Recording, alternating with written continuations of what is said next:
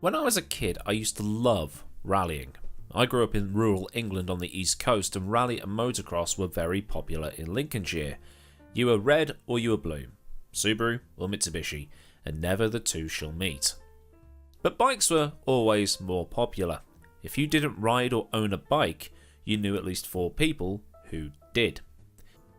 But my love of rally went away after my favourite driver, Richard Burns, passed away as the result of a brain tumour, and I've not really paid any attention to rally since then.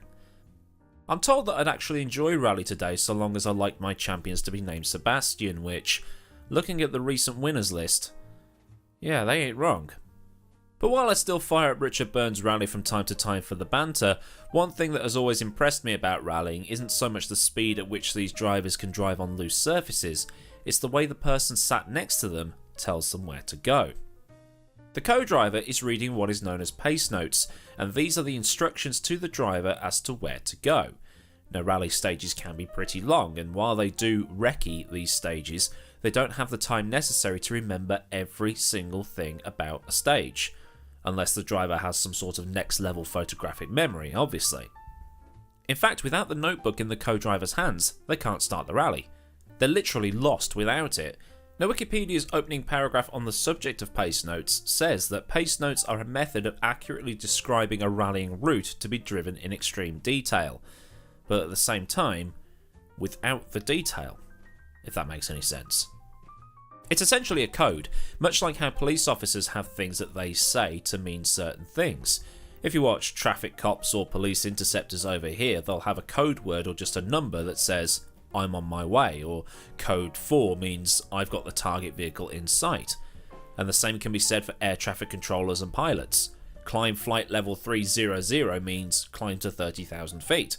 They could just say climb to 30,000 feet, but climb flight level 300 is clearer and more to the point, which can make all the difference if the radios are scrambled because of bad weather or something. And then there's the phonetic alphabet, the use of niner instead of 9, and so on. It might sound like an alien language to a lot of people, but once you actually know what they're talking about, it's easy. And it's the same with pace notes. They might look like the world's most complex mathematical equations, but there is method to the madness. And the reason it looks like a mathematical equation is because the whole thing is written in shorthand. Proofreaders and those people who note down every single word said in a court of law will use a similar system. And there is actually no standardized system for use in rallying.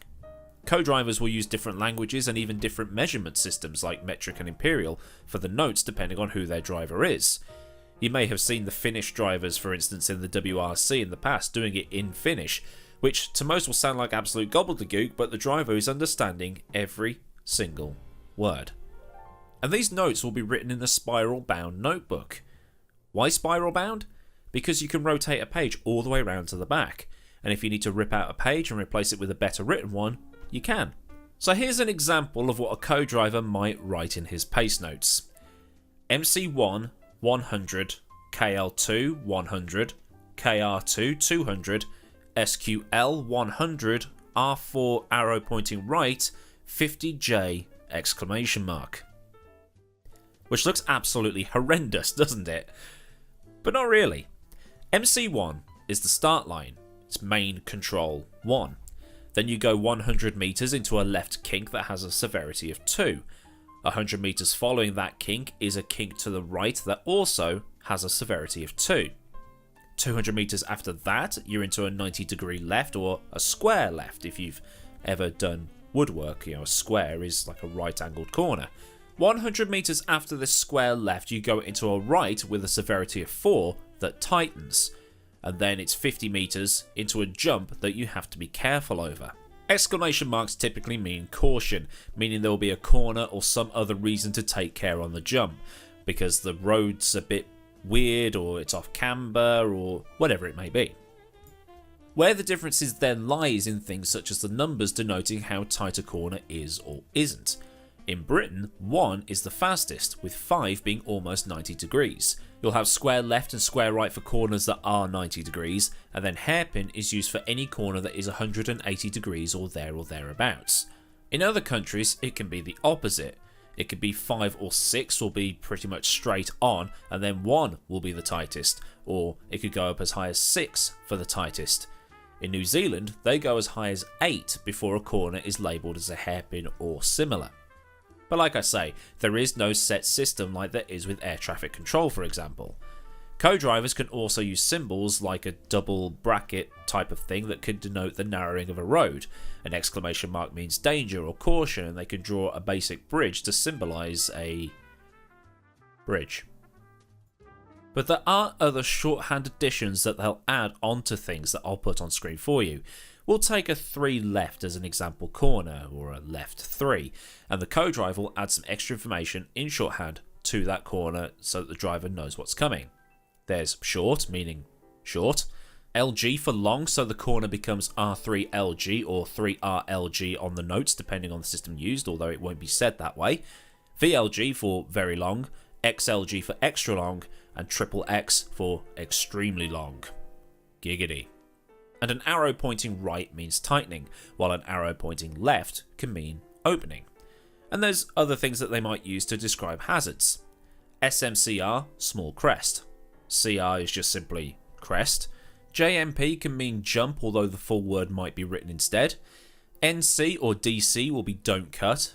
OC is off camber, and there are others, but if I included all possible combinations, we'd be here all day. As for the numbering of corners, that'll be the discretion of the driver. Different cars will have different amounts of steering locks, so one driver's 4 will be another driver's 3.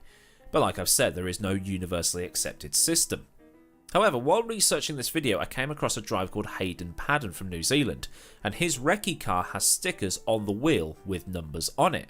At the top of the wheel, as if the wheels were pointing forward and he was going in a straight line, it says 7, and then at the extreme left and right of the steering lock is 1. So when he's recceing a stage, whichever number is at the top of the dashboard through a corner is the number they'll use on the pace notes. Which is a cool little system, but as I'll explain later, that's not a system that people will always be able to use. The TLDR of this video is that the co-drivers will use the minimum amount of ink on the page to say the most, if that makes any sense.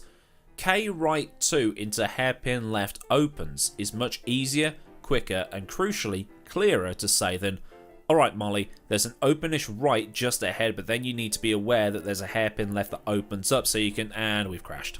The notes will be read in such a manner that the driver will have the information that he or she, in the case of Molly Taylor or Katie Munnings, need to go on, and will be read with precision timing so that the driver knows what's coming now, but will still know what's there after, all while being able to concentrate without crashing. Now in games like Dirt Rally and Richard Burns, there are visual icons that tell you what's up next, and sometimes they'll stack so you can read ahead yourself. And the driver will effectively do that in his or her head while driving. Although some drivers can't do that.